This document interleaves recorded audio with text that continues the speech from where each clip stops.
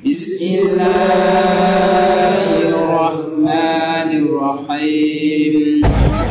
Assalamualaikum warahmatullahi wabarakatuh.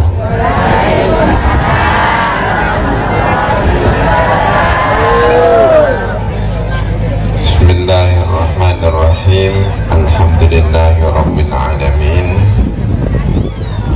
Innal hamdalillah nahmaduhu wa nasta'inuhu wa nastaghfiruh wa na'udzu billahi min syururi anfusina wa min sayyiati a'malina. May yahdihillahu fala mudilla lahu wa man yudlilhu fala hadiya lahu. Asyhadu an la ilaha illallah wahdahu la syarika lah wa asyhadu anna sayyidana Muhammadan abduhu wa rasuluh. Allahumma salli wa sallim wa barik ala sayyidina wa habibina wa qurrati a'yunina Muhammadin wa ala alihi wa ashabihi wa dhurriyyatihi wa atba'ihi wa man sara ala nahjihi ila yaumil qiyamah. Rabbi shrah li sadri wa yassir li amri wahlul 'uqdatam min lisani yafqahu qawli. Amin. Amma ba'du. Yang saya hormati para alim ulama, alhamdulillah banyak yang hadir. Terima kasih sekali, senang. Saya juga ingin mengucapkan terima kasih yang sebesar-besarnya. Di siang atau pagi hari ini bisa ketemu dengan jamaah yang luar biasa dari berbagai daerah. Karena saya ingin cerita ya, nabi-nabi dulu itu juga salah satu yang dilakukan itu adalah hijrah ya. Nabi Ibrahim alaihissalam ya, saya cerita ini biar kita ini senang, tidak kalau ada dari berbagai daerah lalu menyatu di satu tempat itu kita punya basis perilaku atau sirah dari para nabi.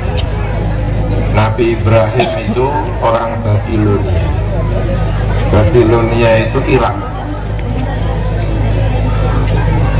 Cerita yang sangat terkenal karena beliau ada konflik dengan pemerintahan setempat, sehingga Nabi Ibrahim itu dihukum mati.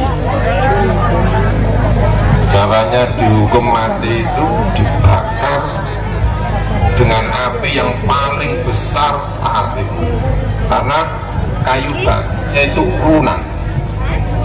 Menurut cerita-cerita dalam buku-buku tafsir itu, kayu bakarnya itu urunan. Setiap anggota keluarga itu urun kayu bakar, sehingga tertumpuk kayu bakar itu tidak pernah ada sebanyak itu. Lalu dinyalakan dengan api yang besar. Saking besarnya itu nggak ada yang bisa mendekat, karena beberapa meter saja itu sudah kepanasan. Saking besarnya api. Karena itu caranya bagaimana? Caranya dilemparkan dari jauh, pakai ketapel apa namanya itu ya, ketapel ya, dari jauh. Kenapa kok pakai ketapel itu? Ya karena nggak ada yang berani mendekat. Saking besarnya api, karena setiap anggota keluarga itu harus urunan kayu bakar. Saking besar. Lalu dari jauh itu diketapel itu, masuklah ke dalam api. Apinya itu nggak padam-padam.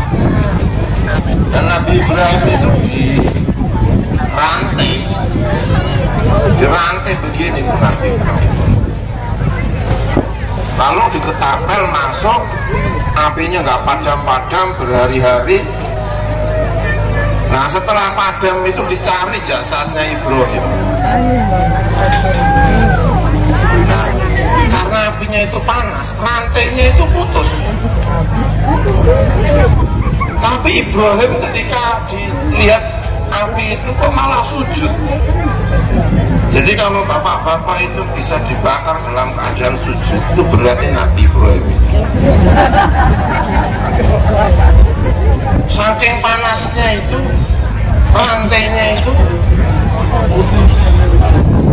Tapi Ibrahimnya itu setelah ditengok begini itu dalam keadaan apa? Sujud.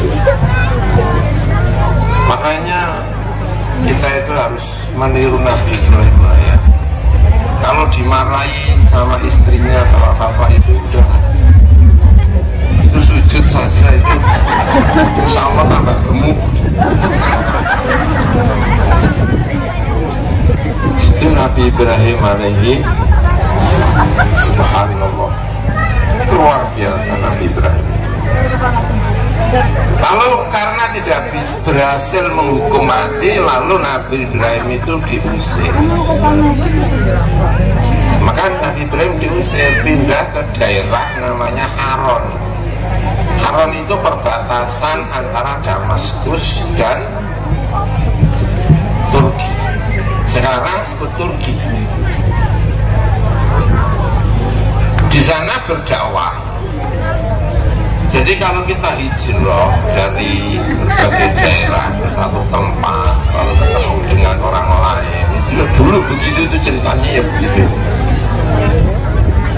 Ibrahim itu datang ke Haran, hijrah, berdakwah, nggak ada yang mengikuti lagi. Hanya punya satu pengikut, Delalah.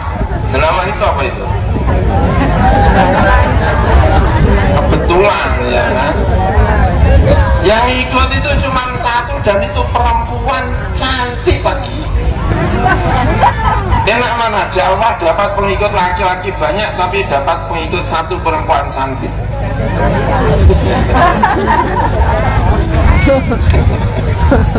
Namanya Sarah. Ya karena Ibrahim itu laki-laki belum punya istri, pengikutnya cuma satu perempuan, ya terus nikah. Jadi nikah itu antara orang Irak dengan orang setengah Turki, setengah Syria. Jadi Nabi dulu itu juga blasteran ya. Blasteran. Nah setelah menikah, nggak punya anak, pergi ke Mesir.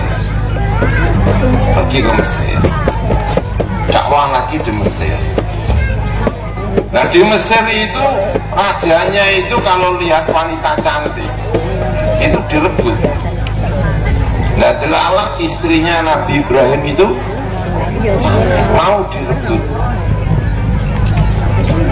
Setiap kali tangannya itu mau pegang istrinya itu, ya, mau pegang apa? Istrinya itu, dia itu nerdek. Apa itu nerdek itu? Gemetar. Gemetar. Setelah mau pegang gemetar. Saking takutnya itu dikira makhluk lain. Ini bukan manusia ini kayaknya ini.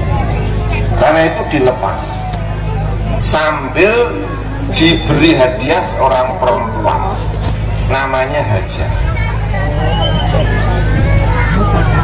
Nah dilalah lagi, dilalah itu pokoknya ya. Sarah itu tidak punya anak, sampai tua juga tidak punya anak. Nah Ibrahim itu tidak punya pengikut. Itu kalau sampai tidak punya anak, itu tidak punya kader. Nah Ibrahim itu tidak punya kader. Itu yang berpikir itu tidak hanya Ibrahim, tapi yang berpikir itu juga istrinya Sarah. Ini kalau kita tidak sampai punya anak, tidak punya kader, lalu yang melanjutkan Nahdlatul Ulama itu siapa? Kira-kira begitu. Yang melanjutkan Islam itu siapa? Delalah itu, pokoknya delalah ya kan? Sarah itu melirik pembantunya Hajar itu. Ini kok kayaknya cocok ya kalau dinikahkan suami saya. Ada nggak kira-kira ibu yang menawarin suaminya begini lihat? Ada nggak? Terus dinikahkan sama pembantunya Hajar. Jadi Hajar itu bukan kok Ibrahim nyari istri baru, bukan. Hajar itu adalah istrinya yang menikahkan suaminya kepada Hajar. Kenapa? Karena kepingin punya untuk dijadikan kado. Hajar itu orang Mesir. Jadi Ibrahim itu nikah pertama dengan orang semi Turki dan semi apa? Syria. Nikah yang kedua itu dengan orang Mesir. Makanya kalau kita punya keluarga yang macam-macam itu ya anggaplah ini itu kayaknya keturunan para nabi. Saya itu sangat senang sekali kalau diceritain oleh orang tua saya. Anak-anaknya itu diceritain, ayah saya itu cerita, kamu itu dulu bapaknya itu dulu itu orang Sunda. Dulu itu ada orang Sunda nikah dengan anaknya putrinya orang Arab. Sunda sana. Blasteran Arab dan apa? Sunda. Lalu nikah, punya anak generasi, ada yang pindah ke Madura, lalu nikah dengan Madura. Lalu ya generasinya generasi Madura jadi orang Madura. Lalu diantara generasi Madura ini ada yang pindah ke Jawa, ke rumah saya itu ke Sarang. Lalu lahirlah anak-anak ya diantaranya saya ini. Jadi kalau saya ini ketemu orang Sunda ya alhamdulillah kayaknya orang Sunda ini. Kalau ketemu orang Madura ya orang Madura. Tapi kalau ketemu orang Jawa ya ini orang Jawa alhamdulillah. Istri saya menurut cerita-cerita itu juga kakeknya ada yang dari Padang atau dari Aceh sana. Jadi nanti anak saya itu berarti setengah Aceh, setengah Madura, setengah Jawa, setengah Arab. Alah, pokoknya mumet. Rasnya apa ini? Itu jadi orang-orang dulu begini. Nabi Yusuf alaihi salam. Nabi Yusuf itu anaknya siapa? Anaknya Yakub. Yakub itu Bani Israel. Itu dibuang ke dalam sumur, diangkat oleh saudagar, dijual di Mesir. Jadi orang Mesir. Lalu berkarir di Mesir. Hidup dengan di keluarganya Azizu Misr, Perdana Menteri, Kapolri, pokoknya yang ngurus itu Azizu Misr namanya. Punya istri cantik sekali, menurut cerita, cantik sekali. Gak ada ibunya itu kok bisa jatuh cinta sama apa? Anaknya, menurut cerita-cerita. Lalu dimasukkan ke dalam penjara. Nabi Yusuf itu diangkat jadi nabi itu menurut pemahaman saya itu ketika di penjara. Karena cerita tentang Nabi Yusuf itu keluar mukjizat itu ketika berada di penjara. Jadi ada itu nabi itu diangkat jadi nabi justru ketika di penjara. Jadi saya itu kalau ketemu orang di penjara itu kalau disuruh suudzon teman-teman itu saya tidak bisa. Kadang-kadang saya mikir-mikir ini kayaknya calon Nabi Yusuf ya. Karena banyak ulama-ulama itu yang kemudian terkenal itu karena di penjara. Imam Syafi'i itu punya santri itu namanya Al-Buwaiti. Imam Buwaiti itu penerus Imam Syafi'i setelah wafatnya Imam Syafi'i. Itu yang meneruskan pertama kali namanya Imam Al-Buwaiti. Beliau itu karena ada permasalahan dengan pemerintah itu dipenjara, diborgol, hidupnya di Mesir, ditarik sampai ke Baghdad, lalu dipenjara di Baghdad di sana. Itu Imam Buwaiti. Tapi beliau di penjara itu menjadi terkenal. Kenapa Imam Buwaiti itu di penjara kok terkenal? Itu karena setiap Jumat beliau itu mandi, pakaian yang rapi, lalu berangkat Jumatan. Padahal udah tahu kalau di penjara itu nggak boleh apa Jumat, tapi tetap beliau itu berangkat Jumatan. Nanti kalau sudah ketemu dengan sipir penjara, beliau pamit, mau kemana kamu? Saya mau Jumatan. Wong Jumbong di penjara kok Jumatan, kembali nggak boleh Jumatan. Lalu berdoa, Gusti, saya kepengen Jumatan Gusti, tapi orang ini melarang saya. Itu setiap Jumat. Sehingga terkenal Imam Buwaiti itu menjadi wali top. Itu ya karena diantaranya karena ini. Nah kita ini kadang-kadang sudah nggak ada apa-apa itu Jumatan jadi agak males. Imam Buwaiti sudah di penjara, setiap Jumat itu mandi, pakai pakaian yang paling rapi, berangkat Jumatan, berhenti di depan pintu sipil. Itu luar biasa Imam Buwaiti itu, seperti Nabi Yusuf alaihi assalam. Nah, Nabi Yusuf itu bangsa apa? Israel. Nikahnya dengan siapa? Karena beliau itu berjasa di Mesir, dinikahkan dengan wanita yang cantik dari Mesir. Punya anak-anak juga dari ibu mana? Mesir. Jadi mereka ini blasteran juga. Setelah itu nikah lagi dengan ibunya yang tadi itu.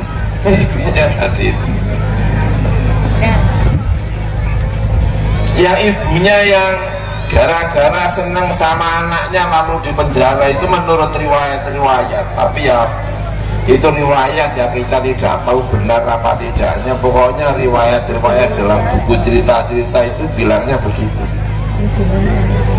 Lalu menikahi ibunya itu bilang, laki-laki sama perempuan itu hanya bisa berumah tangga kalau sudah apa? Menikah. Kalau begini kan mulia. Kata ibunya tadi itu, bilangnya begini sama, tapi itu bukan ibu asli, itu sebetulnya bukan ibu, itu adalah tuannya. Kata tuannya itu ibunya begini, bilangnya begini, tapi ya cerita ya, bilangnya begini, saya ini wanita tercantik di Mesir tadi, dan suami saya itu tidak suka sama perempuan, tapi kok nikah dengan. Bayangkan kalau ibu-ibu itu cantik tapi suaminya nggak suka perempuan, itu apa nggak bingung itu? Itu ceritanya ibunya itu. Nah kamu itu adalah laki-laki terganteng di Mesir, saya terbunuh, kata itu, kata tuannya itu. Tapi didakwai oleh Nabi Yusuf alaihi assalam, apapun yang terjadi tidak boleh laki-laki dengan perempuan melakukan hubungan yang tidak baik kecuali setelah apa? Itu Nabi Yusuf alaihissalam. Jadi Nabi Yusuf itu menikah itu juga dengan cara-cara yang hijrah seperti tadi yang saya sampaikan ini. Makanya alhamdulillah ini temu dengan berbagai kalangan ya, dari berbagai apa ini, ada Arabnya, ada Jawanya, ada Malukunya, ada Maduranya. Tadi saya cerita itu ada Maduranya, ada dari Sulawesi, kumpul jadi satu menjadi Negara Kesatuan Republik Indonesia. Nabi dulu itu juga begitu. Di Madinah, iya ceritanya, di Madinah itu ada tokoh-tokoh terkenal, ada tokoh terkenal, ulama besar di Madinah. Namanya pertama Al-Qasim. Qasim itu siapa? Qasim itu anaknya Muhammad. Muhammad itu anaknya Abu Bakar. Jadi Abu Bakar punya anak namanya siapa? Muhammad. Muhammad punya anak namanya Al-Qasim, salah satu ulama besar di Madinah, namanya Al-Qasim. Ada ulama besar lagi namanya Salim. Salim itu siapa? Salim itu anaknya Abdullah. Abdullah itu anaknya Umar. Jadi Umar punya anak namanya siapa? Abdullah. Abdullah punya anak namanya Salim. Kalau santri-santri itu ngaji Sahih Bukhari, ngaji Sahih Muslim, itu kalau ada riwayat Salim dari Abdullah dari Kanjeng Nabi atau dari Umar, itu sudah riwayat diantara riwayat paling top. Itu karena yang meriwayatkan adalah ulama-ulama besar. Umar punya anak namanya Abdullah, Abdullah punya anak namanya siapa? Salim. Nah, ada lagi ulama top di Madinah, namanya Ali Zainal Abidin. Namanya Ali Zainal Abidin. Ali itu siapa? Ali itu anaknya Husain, Husain itu anaknya Ali. Jadi Sayyidina Ali suaminya Fatimah, putrinya Kanjeng Nabi, punya anak namanya siapa? Husain. Husain punya anak namanya Ali Zainal Abidin.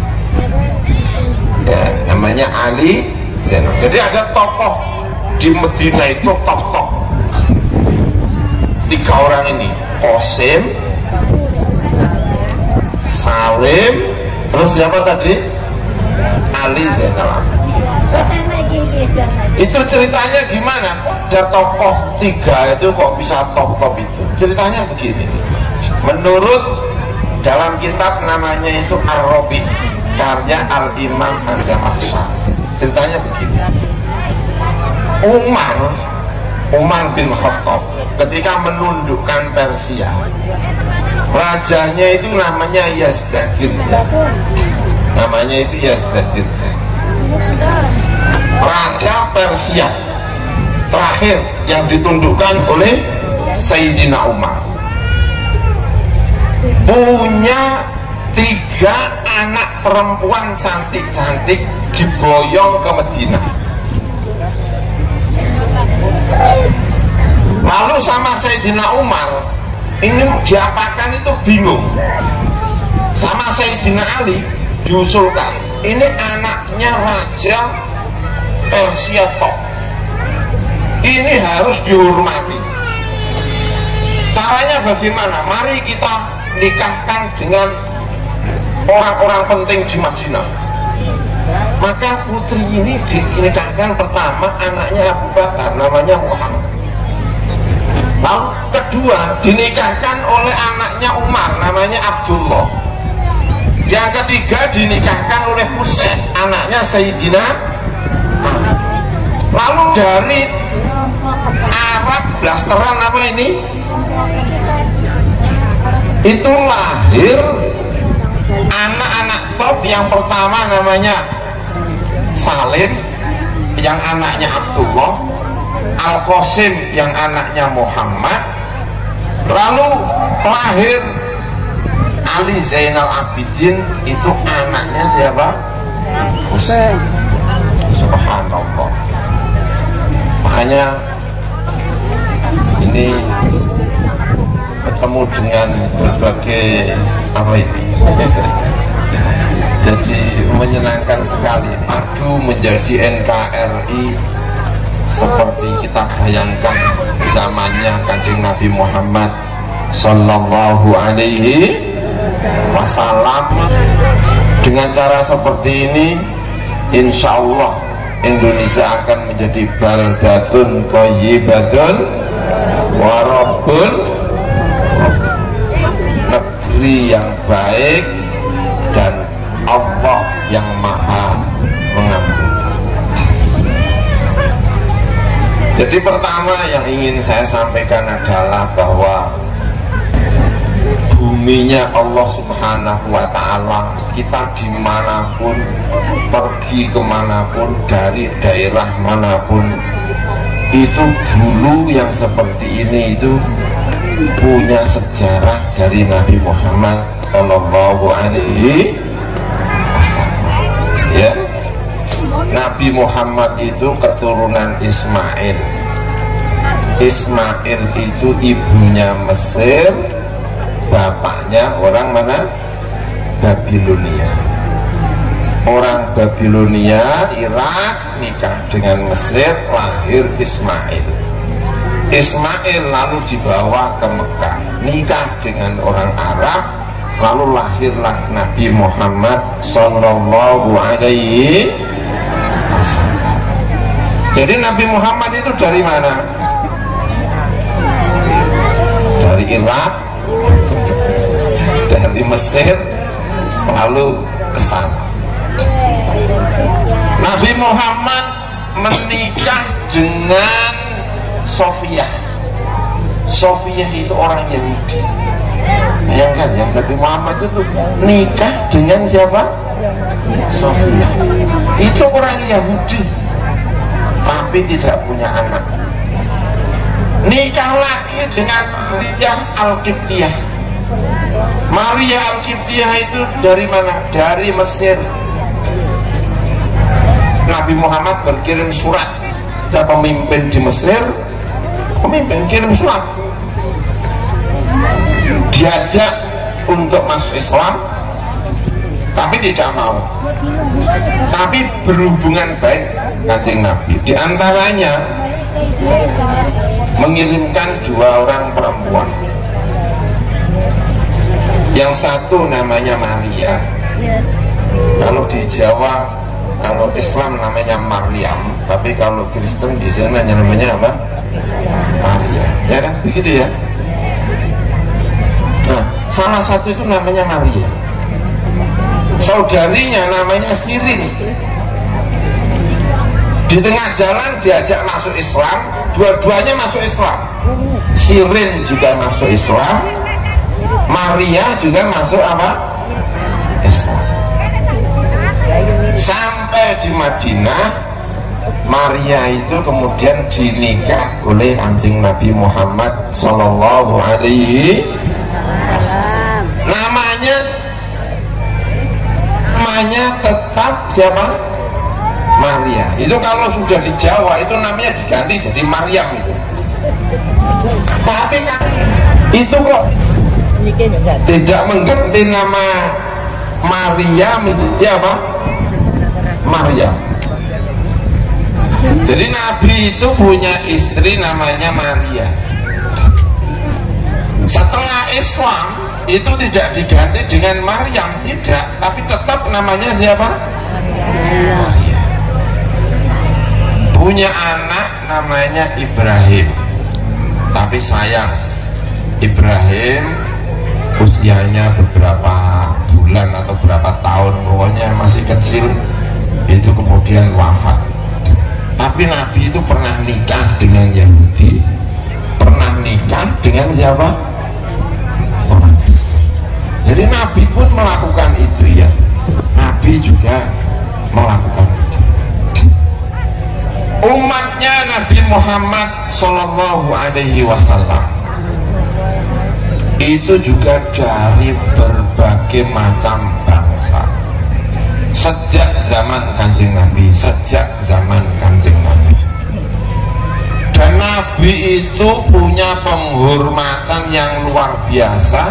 Jika ada Muslim itu tidak dari bangsa Arab, itu justru mendapatkan penghormatan yang luar biasa.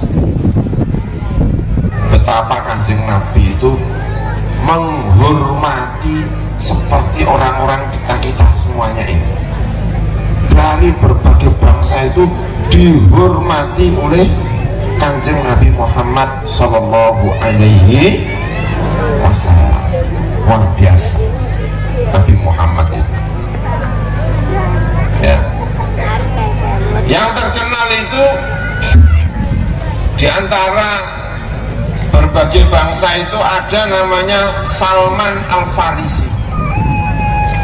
Siapa yang tidak kenal Salman Al-Farisi?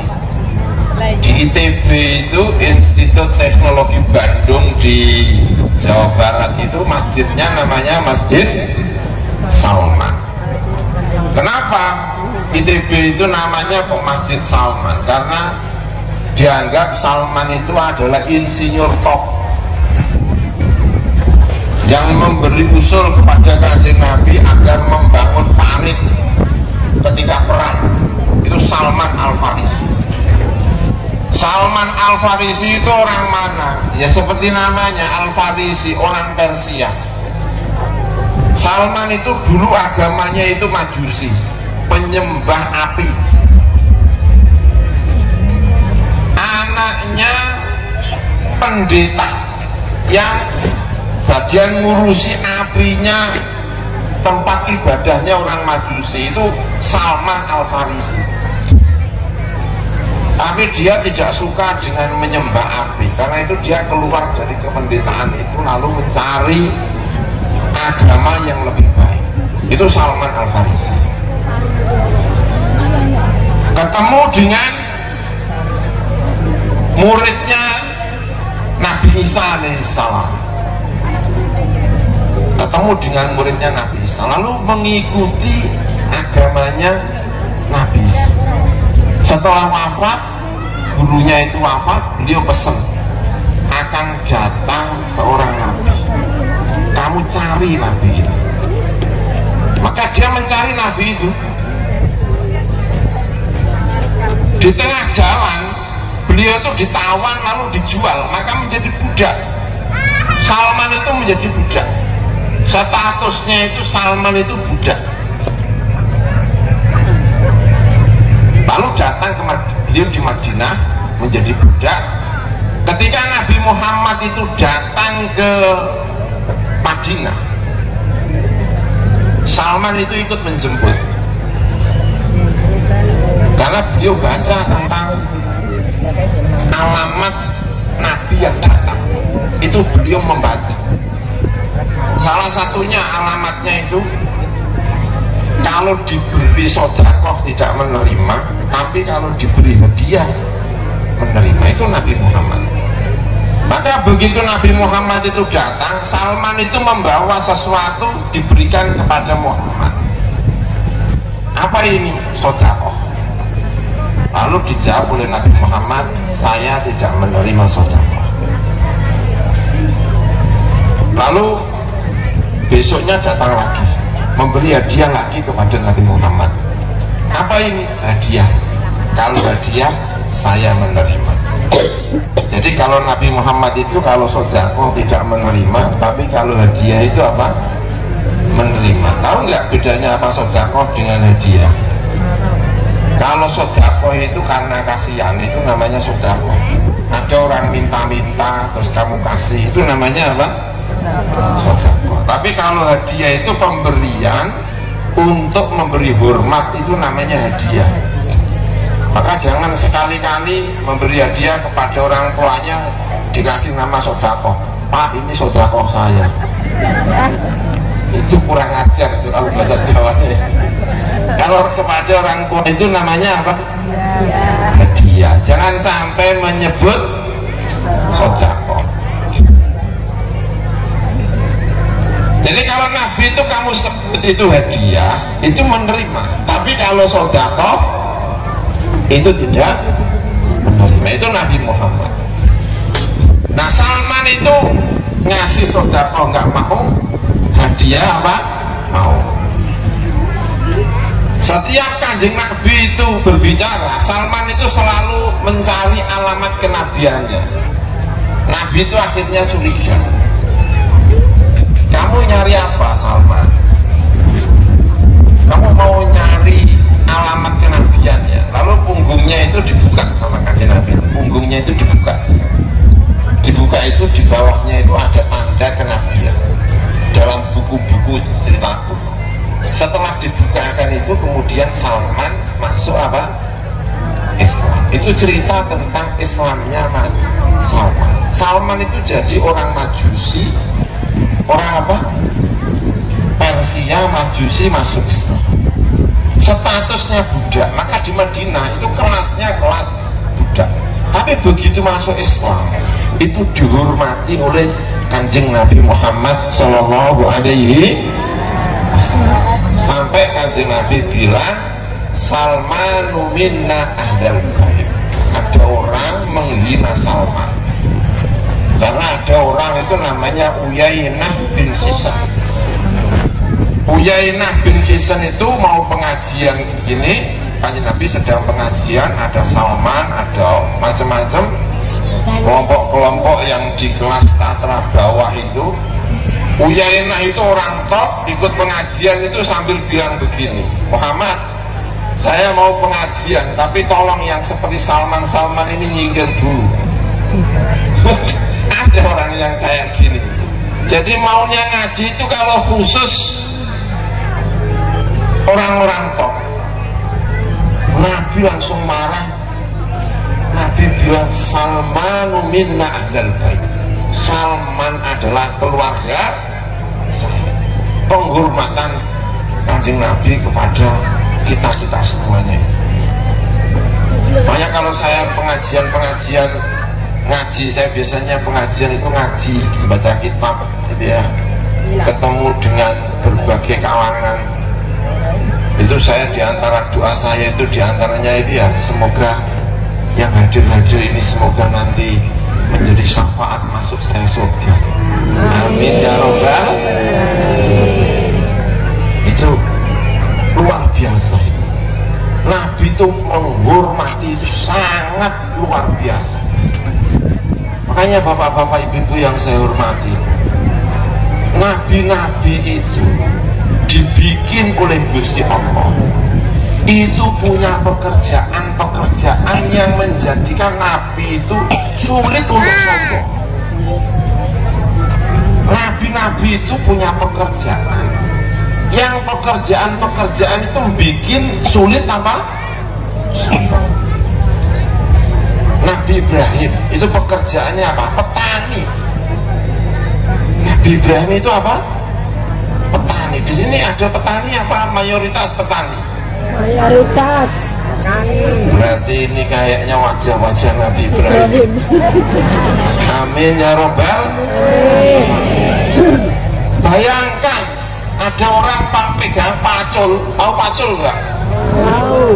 Mau sombong itu rasanya kayak lucu. Membawa pacul pergi ke sawah kok apa?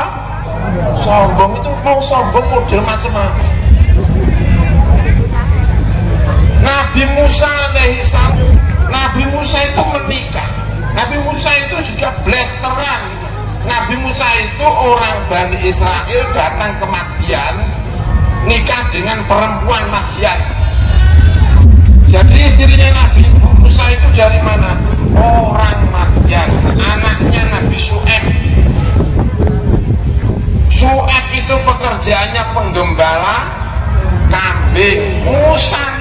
dengan anaknya penggembala kambing.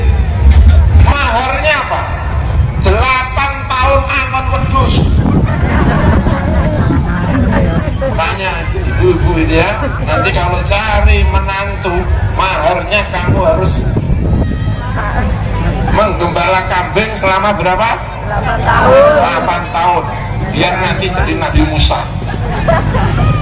Karena Nabi Musa itu maharnya adalah angon wedhus 8 tahun. Coba kebayang apa enggak? Kira-kira ibu-ibu ini, bapak-bapak ini kalau gini kan pakaiannya rapi. Coba angon wedhus, kira-kira bajunya baju apa itu? Baju angon, Pak. Itu loh yang biasanya baju partai itu loh yang kan biasanya kalau ayah saatnya pemilu kan ada Baju partai. ada kaos-kaos itu kan biasanya terus dibuat angon wedhus ya kan? Nah itu kalau disuruh sombong itu sulit. Gimana caranya sombong? Uang bawa apa? Jadi ada yang petani, ada yang apa? Angon wedhus. Kanjeng Nabi Muhammad ditanya sama sahabatnya, jenengan Kanjeng Nabi juga angon wedhus? Iya, saya ini juga angon wedhus. Jadi kita ini Nabi kita itu Nabi yang angon wedhus. Kenapa kok angon wedhus? Karena Nabi Muhammad itu ditinggal mati, bapaknya, ibunya dirawat sama mbahnya. Mbahnya itu hanya merawat sebentar terus wafat. Itu Nabi Muhammad. Nabi Muhammad itu punya paman beberapa. Abu Lahab orang kaya, Abbas orang kaya, punya paman lagi Sofia, punya paman lagi namanya Abu Thalib. Abu Thalib itu wis fakir, anaknya akeh. Itu siapa? Abu Thalib. Nah, Abdul Muthalib itu ketika wafat itu pesen sama Muhammad, pesen sama keluarganya, yang rawat Muhammad itu Abu Thalib. Jadi bukan dipasrahkan sama yang kaya, tapi dipasrahkan sama yang melarat anaknya. Jadi kalau ibunya itu namanya Fatimah binti Asad, itu kalau habis masak atau apa itu undang anaknya makan, itu Nabi Muhammad itu sedih. Ibu saya ini sudah fakir, anaknya banyak kok masih nanggung. Itu Nabi Muhammad. Karena itu kemudian Nabi Muhammad itu nyari kerja, umur 6 tahun nyari kerja, dapat kerjaan angon.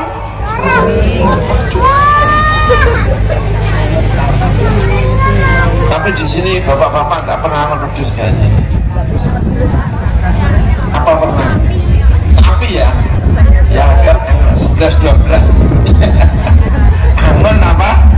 Wedhus, ya Allah. Jadi kita punya Nabi itu angon wedhus.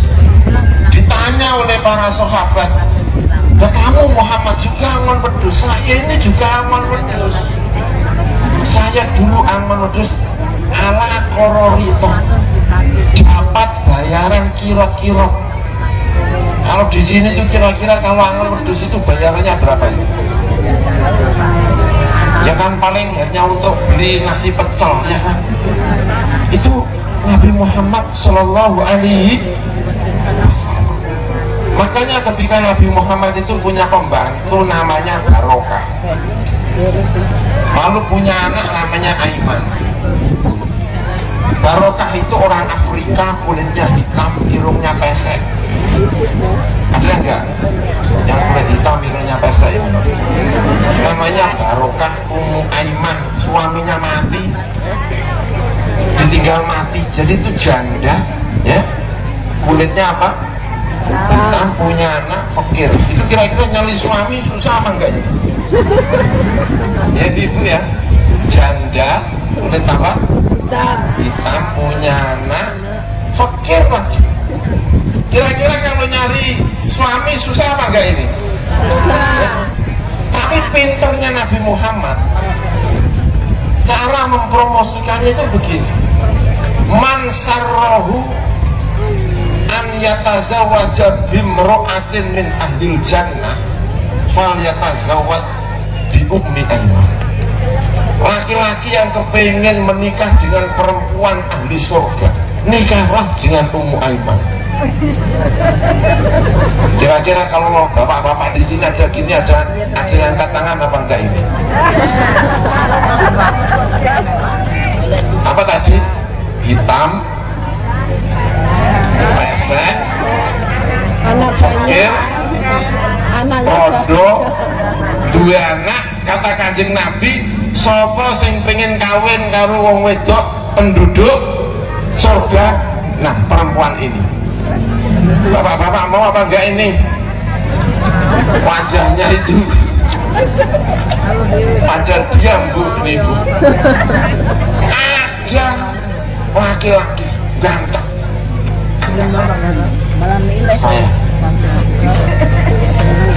Saya membayangkan ini siapa ya? Saya ganteng, namanya Zaid bin Harithah. Maka nikahlah beliau dengan. Jadi Kanjeng Nabi itu menghormati Ummu Aiman luar biasa. Makanya kita senang dengan Nabi Muhammad itu, diantaranya penghormatannya kepada kita semuanya itu top. Masya Allah, luar biasa Nabi Muhammad. Ada perempuan, cerita-cerita yang menyenangkan dari Nabi kita itu, dan itu yang sering saya pakai itu, diantaranya cerita-cerita yang seperti ini. Ada perempuan, sekali lagi sama, kulitnya juga hitam, nggak tahu ya kenapa kok ceritanya kok selalu apa, kulit hitam. Perempuan kulit hitam, pekerjaannya itu tukang sapu masjidnya Kanjeng Nabi. Itu perempuan tukang nyapu. Suatu saat beliau itu sakit, Nabi pesan, Nabi sendiri yang pesan, kalau beliau wafat tolong kabari saya mau nyolati. Ada perempuan yang mendapatkan penghormatan kalau mati Kanjeng Nabi yang kepingin nyolati itu adalah bapak-bapak ibu-ibu yang hormati perempuan itu.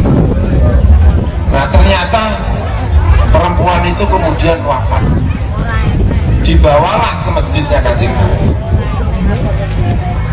malam-malam, karena wafatnya malam hari. Nabi Muhammad sudah tidur, sudah sari. Karena itu tidak ada yang berani memberitahu, tidak ada yang berani membangunkan, karena Kanjeng Nabi sampun sari. Lalu dikubur, paginya nggak datang perempuan itu. Nabi nanya lagi, mana perempuan itu? Sudah kabundut Kanjeng Nabi, sudah wafat. Kanjeng Nabi agak marah, kan sudah saya kasih tahu kalau wafat saya dikabari, karena saya kepingin apa? Sudah Kanjeng Nabi, tapi Kanjeng Nabi sampun sare, nggak ada yang berani membangunkan. Lalu kata Kanjeng Nabi, antar saya ke kuburannya. Diantar ke kuburannya. Nabi sholat di atas kuburan. Nabi sholat di atas apa? Kuburan. Dan karena ini kita punya dalil sholat di atas apa? Kuburan. Sehingga kalau kita itu takziah terlambat, jenazahnya sudah di atas kubur, sudah dikubur, kita pergi kuburan sholat di atas apa? Tapi kadang kita itu datangnya langsung takdim, tapi sebenarnya kalau mengikuti ajaran Nabi ini, kita sholat dulu di atas apa? Allah.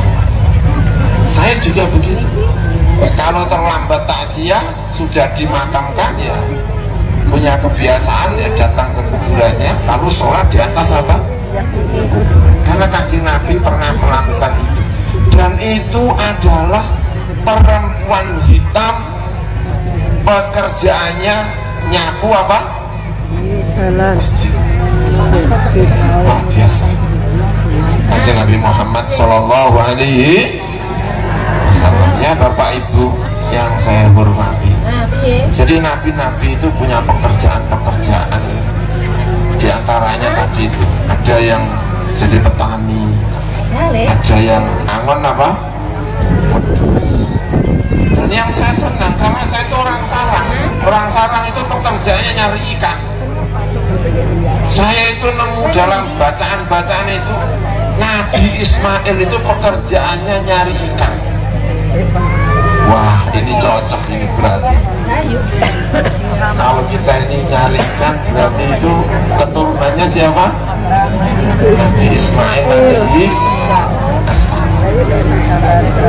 Ada yang jadi tukang kayu. Ada enggak Nabi yang tukang kayu? Ada. Tukang kayu. Nabi Nuh alaihi assalam itu tukang kayu. Bapak-bapak, ibu-ibu ada yang suaminya tukang kayu? Ketahuilah itu adalah Nabi Nuh itu tukang kayu, karena itu diperintahkan untuk membuat kapal, karena memang beliau itu tukang kayu. Tapi sayangnya disuruh bikin kapal kok di tengah padang pasir, makanya dibuat olo-oloan. Ayo tono gawe kapal kok nenggone padang pasir itu nek wis jadi terus arep bu apa? Karena yang namanya seluruh galangan kapal itu mesti pinggir pantai. Kok ada kapal kok di tengah ya Nabi di sini. Ada yang jadi tukang kayu. Saya baca itu Nabi Zulkifli itu pekerjaannya bikin roti. Saya juga heran, Nabi. Oh Nabi kok ada yang tukang roti? Ada. Banyak pekerjaan apapun itu ketemu dengan para pekerja. Oh, Masya Allah, menyenangkan. Pernah dengar Sayyidah Khadijah mendapatkan salam dari Gusti Allah? Belum pernah ya, saya ceritain. Pernah nggak kita dapat salam dari Gusti Allah? Kalau kita dapat salam dari siapa ini? Khadijah itu dapat salam dari Gusti Allah. Ada di dalam Sahih Bukhari. Nanti kalau ngaji Sahih Bukhari bisa dilihat. Nabi Muhammad itu ketemu sama malaikat Jibril, ngobrol. Jibril itu bilang sama Muhammad begini, Muhammad, sebentar lagi Khadijah datang. Kalau Khadijah datang, sampaikan salam Gusti Allah dan salam dari saya. Dapat salam dari Gusti Allah, salam dari malaikat Jibril. Bapak ibu yang saya hormati, Khadijah datang. Nah, setelah datang itu disampaikanlah sama Nabi Muhammad, Khadijah dapat salam dari Gusti Allah dan malaikat, dan kamu sudah dibangunkan rumah di surga. Luar biasa. Nah, yang menarik yang saya baca itu, ketika Khadijah itu datang, itu tidak sedang membawa Quran, juga tidak sedang pakai rukuh, simbol-simbol orang perempuan sholihah, bukan. Khadijah itu ketika mendapatkan salam itu sedang membawa perkakas rumah. Saya bayangkan itu bawa sendok, bawa piring, bawa gelas. Jadi tidak sedang membawa Quran, tapi sedang membawa gelas. Jadi ibu-ibu itu kalau makanya saya bilang sama, kalau ditanya kopi paling enak itu kopi apa? Kopi bikinan istri. Betul apa enggak bapak-bapak? Orang betul ini bu. Itu Khadijah itu dapat salam, itu bukan sedang tapi sedang luar biasa. Makanya kopi saya itu kalau kopi bikinan istri saya sendiri luar biasa itu. Rasanya itu kayak kopinya Khadijah. Tapi sebaliknya ada ulama top namanya Abdullah bin Al-Mubarak. Ulama top namanya Abdullah bin Al-Mubarak. Abdullah bin Mubarak itu anaknya Mubarak. Mubarak itu siapa? Mubarak itu adalah penjaga kebun apel. Penjaga kebun apa? Apel. Itu penjaga kebun apel. Namanya Al-Mubarak. Lama kerja di kebun apel. Yang punya orang kaya, sehingga jarang-jarang ke kebun. Suatu saat dia itu ke kebun, ketemu sama penjaganya itu. Lalu dia minta, tolong carikan apel yang enak. Lalu dicarikan apel, dikupas, dikasihkan, rasanya kecut. Tuannya ini yang punya itu bilang lagi, saya minta carikan yang enak, bukan yang apa? Dicarikan lagi, dikupas, kecut lagi, dicarikan, kupas, kecut lagi. Marah itu, tuannya itu marah. Loh, kamu itu sudah bekerja berapa lama? Sudah sekian lama. Lah kok nyari apel yang enak saja kok nggak bisa? Katanya begini, karena saya ditugaskan untuk menjaga kebun, bukan untuk ngincipi. Mau ngincipi enggak? Saya ini disuruh kerja untuk apa? Tidak untuk ngincipi. Oh, itu kalau di rumah saya sana itu kalau disuruh jaga kebun kolom itu paling kuat. Walaupun tidak diperintahkan untuk makan apa? Itu saking baik. Lalu penasaran ditanya, ini pekerja ini siapa ini kok? Lalu sampaikan oleh teman-temannya, dia itu memang orang baik, orangnya jujur. Dia itu kalau kepengen makan yang selalu halal, simpati itu tuannya, terus dijadikan menantu. Lalu lahirlah anak orang top namanya Abdullah bin Mubarak. Abdullah bin Mubarak itu pintar. Kalau kita baca buku-buku hadis itu akan menemukan nama orang ini banyak sekali, karena dia itu adalah guru top. Selain guru top, Abdullah itu juga pedagang sukses, kaya raya, ahli dagang. Selain itu suka juga menjadi tentara, banser, jadi banser, kaya, winter. Ada nggak ini kira-kira banser yang model gini? Kaya, ya, winter, ahli ibadah, senengannya perang di perbatasan, menjaga perbatasan. Pokoknya dia itu tentara. Itu namanya Abdullah bin Mubarak. Nah, suatu saat beliau itu sedang berada di daerah perbatasan untuk menjaga negara Islam itu waktu itu. Karena waktunya ngaji, beliau ngaji. Orang namanya kiai. Ya tentara, ya apa? Ya. Itu Abdullah bin Mubarak. Ditanya ngaji gini itu, ditanya sama santrinya, ada nggak pekerjaan yang lebih baik daripada pekerjaan kita ini, menjaga negara? Kalau kita kalah, itu taruhannya adalah apa? Abdullah bin Mubarak itu jawabannya itu begini, dan itu masuk dalam hati saya. Beliau bilangnya itu begini, ada apa itu? Seorang laki-laki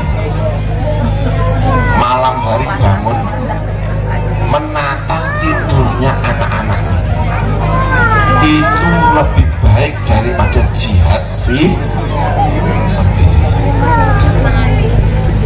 Karena biasanya Bu ya, kalau malam-malam bangun lalu menata tidurnya anak-anak itu bapak-bapak apa ibu-ibu?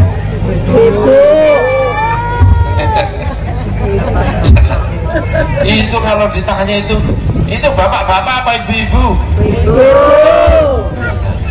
Dan ini ada bapak-bapak kok malam hari bangun jam berapa?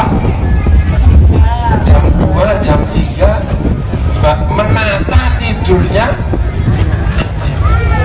itu lebih baik daripada jihad. Ini menurut bacaan saya ini itu luar biasa. Jadi kopi paling enak itu kopi bikinan apa? Tapi suami yang baik itu suami yang apa Bu?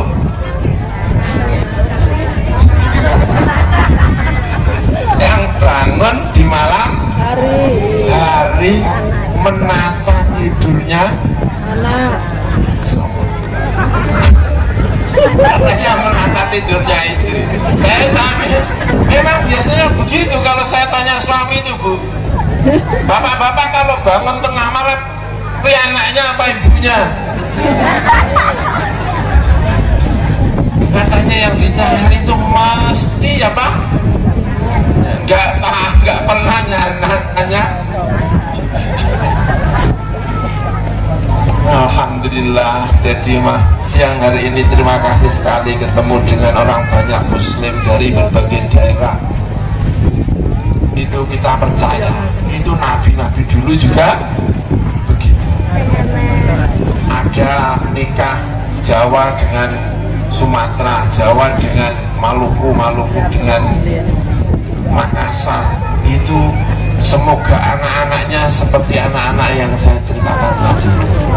Amin ya Rabbal alamin.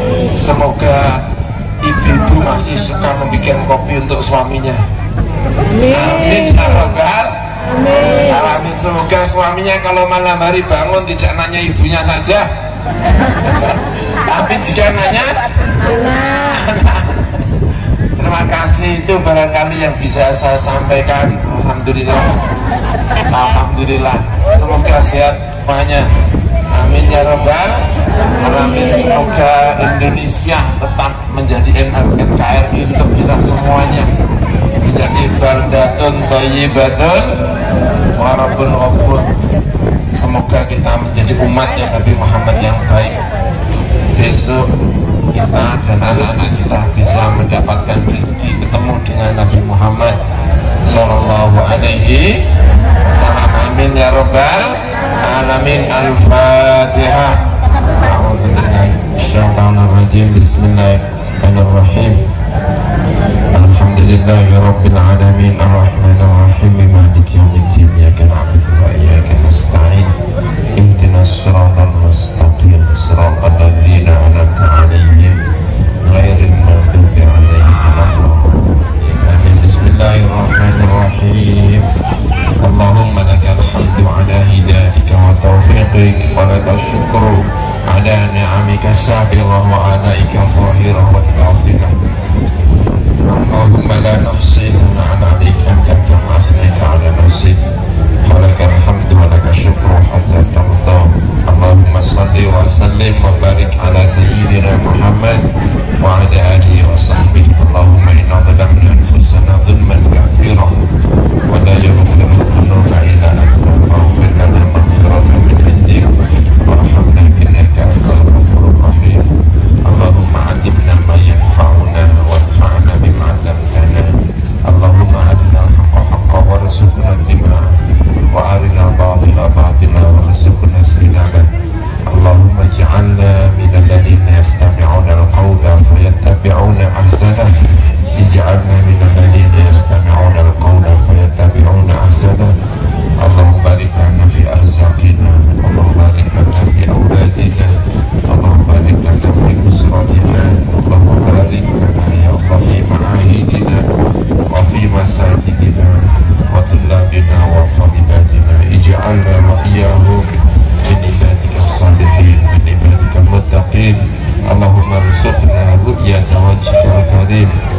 لقاء نبيك الكريم محمد صلى الله عليه وسلم.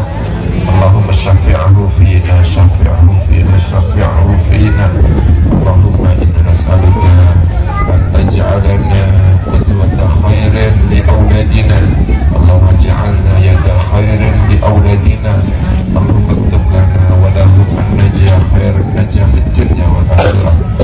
اللهم لا تدع لنا في مقامنا هذا ذنبا إلا غفرته، ولا هما إلا فرجته، ولا عيبا إلا سترته، ولا مريضا إلا شفيته، ولا حاجة من حوائج الدنيا والآخرة أنا بها الصلاح وهي لك رضا إلا قضيتها ويسرتها يا أرحم الراحمين. ربنا ظلمنا أنفسنا وإن لم تغفر لنا وترحمنا لنكونن من الخاسرين. ربنا آتنا في الدنيا حسنة وفي الآخرة حسنة وقنا